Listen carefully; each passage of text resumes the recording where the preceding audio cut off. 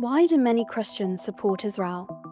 Zionism is the belief in Jews' right to self-determination in Israel, their ancient homeland.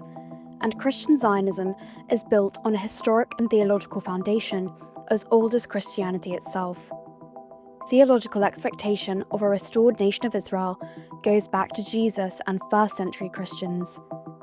In Mark chapter 11, verse 17, Jesus quotes Isaiah's prophecy concerning a restored Jerusalem.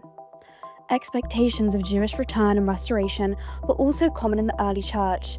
Tertullian, an early 3rd century leader, said, "It will be fitting for the Christian to rejoice and not to grieve at the restoration of Israel, if it be true, as it is, that the whole of our hope is intimately united with the remaining expectation of Israel."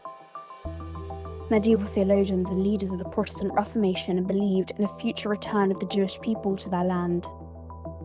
Puritan leaders who came to North America believed that the nation of Israel would be restored.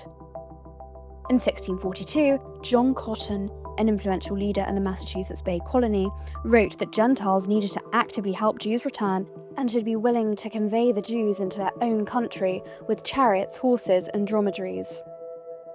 Jonathan Edwards, an influential 18th century British theologian, wrote that Israel would again be a distinct nation and Christians would have free access to Jerusalem because Jews would look on Christians as their brethren.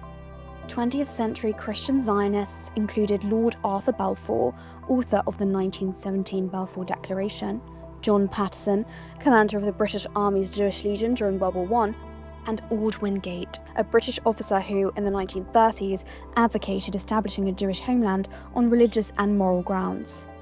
Today's Christian Zionism is the modern version of the historic belief that the Jewish people would return to their homeland just as the Hebrew prophets promised.